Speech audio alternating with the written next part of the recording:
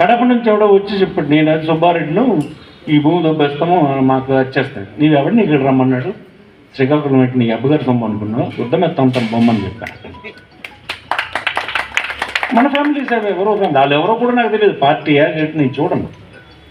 అంటే ఏమనుకుంటున్నాడు, అక్కడి నుంచి వచ్చేస్తే మనం ఇక్కడ చేయొచ్చు, మన అజమాయిషి చెలాయించవచ్చు అనుకుంటాడు. అది నేను అవమానంగా భావిస్తాను. ఇవన్నీ ఏవి మీకు ఎలక్షన్లో అక్కర్లేదని అంటే పక్క కాన్స్టిట్యూన్సీ ఇప్పుడు సీఎం చెప్పాడు చూడండి, కొందరికి ఎందుకు ఇచ్చేస్తున్నారు అక్కడి నుంచి. అసలు ఈ పట్టణానికి వచ్చిన వాళ్ళు ఎక్కడి నుంచి వస్తున్నారు మీరు ఒకసారి ఆలోచించండి. ఇంకొక ప్రాంతం నుంచి ఇక్కడికి ఎందుకు వస్తున్నారు? నివాసం ఉన్న వాళ్ళందరూ చూస్తే 10 ఇళ్ళు 9 ఇళ్ళు ఇతర జిల్లాలో ఇతర ప్రాంతాల్లో ఉన్న వాళ్ళు ఇక్కడికి వచ్చినారు.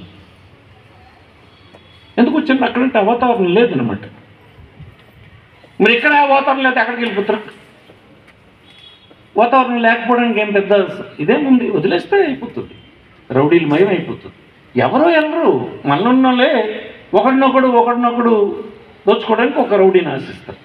ఆ రౌడీకి ఆడికంటే పెద్ద రౌడీ ఇంకొకటి ఎక్కడో ఉంటాడు, ఆ పెద్ద రౌడీకి ఇంకొక అసలు బాస్ ఇంకోటి ఉంటాడు. ఈ సిస్టమ్ అలాగే ఈ రౌడీల చేతిలోకి వెళ్ళిపోతుంది. ఎలా పాడైపోయినాయంటే మిగతా దగ్గర ఇవే.